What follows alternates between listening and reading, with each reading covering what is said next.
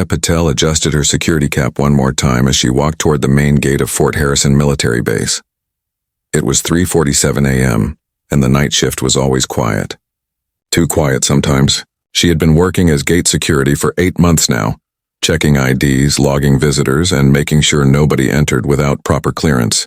Everyone thought it was just a simple job for someone who couldn't handle real military work. Before we dive in, tell us, where in the world are you watching from?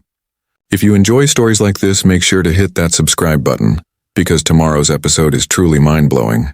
Let's get started. What they didn't know was that Maya had spent 12 years in the Marine Corps before this job. She had served 3 tours overseas, trained recruits, and earned medals that now sat in a dusty box under her bed.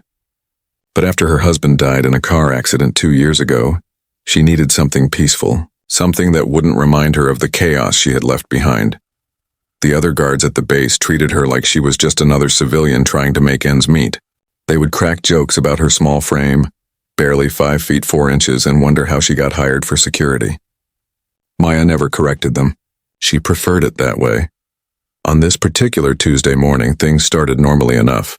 A few early morning joggers showed their base IDs. Some delivery trucks arrived with supplies, and the coffee vendor set up his cart near the entrance. Maya processed everything with quiet efficiency, stamping papers and checking lists.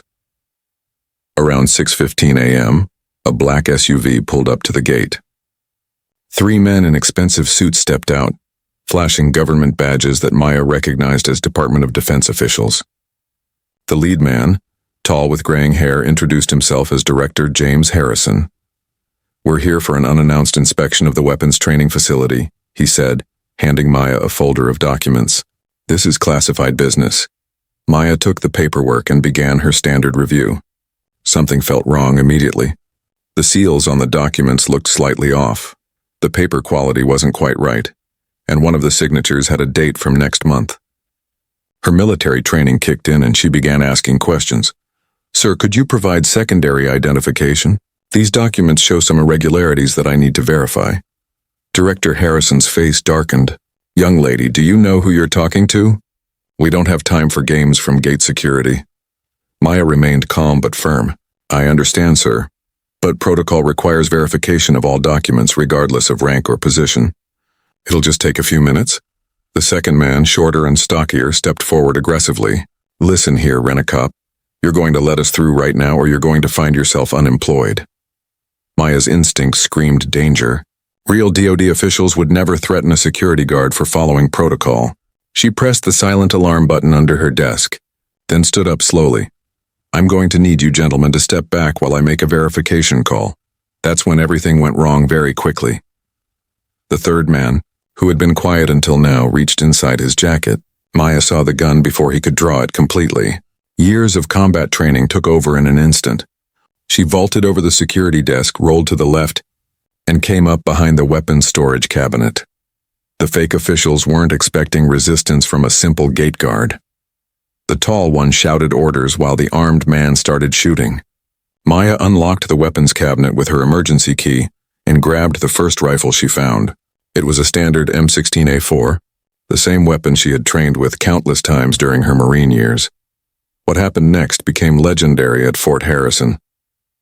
Maya field stripped the M16 in 7 seconds flat, checking each component for damage from the storage, then reassembled it in another 6 seconds.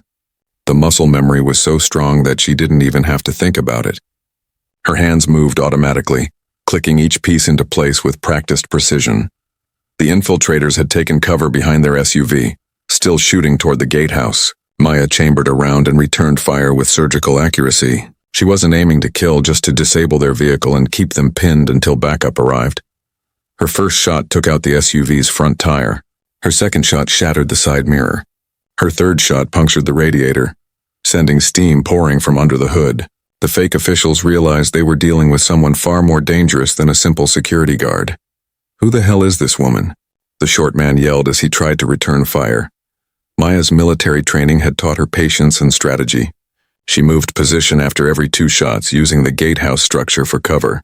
She kept the infiltrators pinned behind their disabled vehicle, while conserving ammunition and waiting for backup. At 6:23 a.m., base security forces arrived with sirens blaring. Marine Corps personnel surrounded the gate area within minutes. The three fake officials found themselves outgunned and outnumbered. They surrendered without further resistance. Captain Michael Brooks, the base security chief, approached Maya as she was safeguarding the confiscated weapons. He had heard about the incident over the radio but couldn't believe what he was seeing. "Maya, what the hell just happened here? How did you handle 3 armed intruders by yourself?" Maya ejected the magazine from the M16 and cleared the chamber before responding. "They presented false documents and became hostile when I followed verification protocol. I responded according to my training." "Your training?" Captain Brooks looked confused. "Your gate security. What kind of training teaches you to field strip an M16 in 7 seconds? Maya handed him the rifle and smiled quietly. 12 years in the Marines, sir. 3 tours overseas. I was a weapons instructor before I got out." The captain's jaw dropped. "You're former military? Why didn't you tell anyone? Why are you working gate security?" Maya's expression grew serious. "After my husband died, I needed something peaceful. I didn't want to fight anymore. But when people threaten this base, peaceful goes out the window." Word of the incident spread through Fort Harrison like wildfire. By noon, everyone knew that the simple gate guard had single-handedly stopped 3 armed infiltrators and handled military weapons like a seasoned professional. The investigation revealed that the 3 men were foreign agents attempting to steal classified weapons technology from the base's research facility. They had spent weeks planning their infiltration, assuming that gate security would be the weakest link in the base's defenses. They never expected to encounter a decorated Marine veteran who took her job seriously. Colonel Patricia Williams, the base commander, called Maya into her office that afternoon. Maya expected to be reprimanded for not disclosing her military background during the hiring process. Instead, Colonel Williams offered her a promotion. "Maya, I've reviewed your service record, distinguished service medals, expert marksmanship ratings, and commendations for training excellence. Why are you wasting your talents checking IDs at the gate?" Maya sat quietly for a moment before answering. "Ma'am, after everything I've been through, I just wanted a simple job where I could serve without the weight of command responsibility. Gate security let me contribute without carrying the burden of other people's lives." Colonel Williams nodded with understanding. "I respect that choice. But after today, I think the base could benefit from your expertise in our training programs. Would you consider a position as a civilian weapons instructor?" Maya thought about it carefully. The idea of teaching young Marines proper weapons handling appealed to her. She could pass on crucial skills without the stress of combat leadership. "I'd be interested in discussing the details, ma'am." The news media picked up the story within days. Headlines read about the gate guard who stopped foreign spies with expert marksmanship and lightning-fast weapon handling. Maya found herself uncomfortable with the attention, but she understood its importance. The incident highlighted how military veterans often take civilian jobs that don't utilize their full skill sets. Maya's story became an example of how valuable experience can be found in unexpected places. More importantly, it demonstrated the critical role that every security position plays in national defense.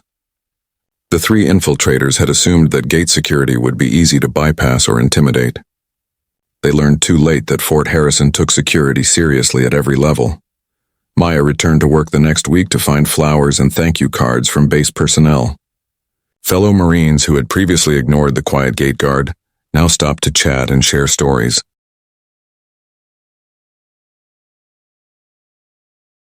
"I just did my job," she would tell anyone who called her a hero.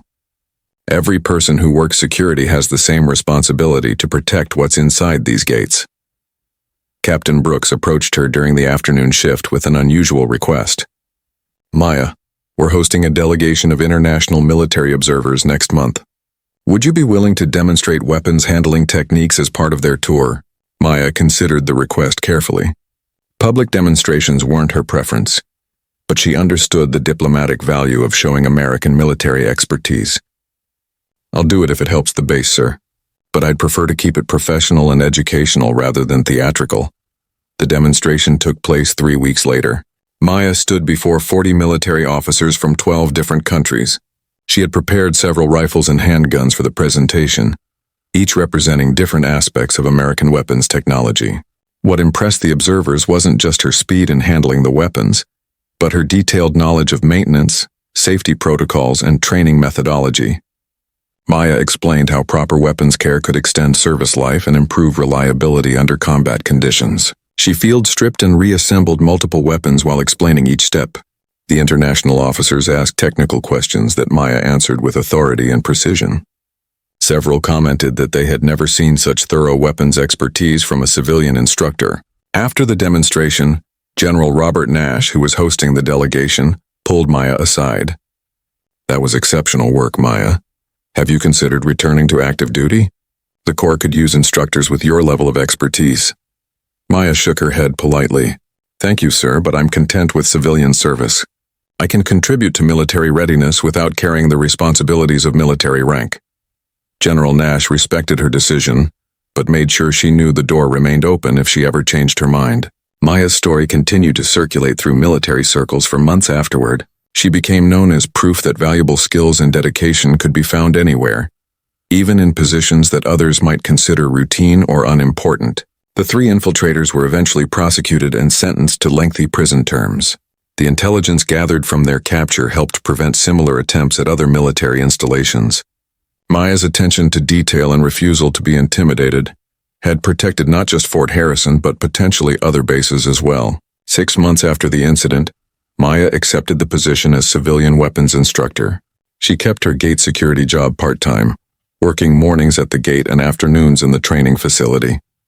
The combination allowed her to maintain the peaceful routine she valued while contributing her specialized skills to military readiness. Young Marines in her training classes learned quickly that Instructor Patel demanded excellence and attention to detail. She taught them that weapons handling wasn't about speed or showing off, but about precision, safety, and reliability when lives depended on it. "Your weapon is a tool that must work perfectly when everything else goes wrong," she would tell each new class. "Respect it, maintain it, and master it completely." Maya's students consistently scored higher on weapons proficiency tests than those trained by other instructors.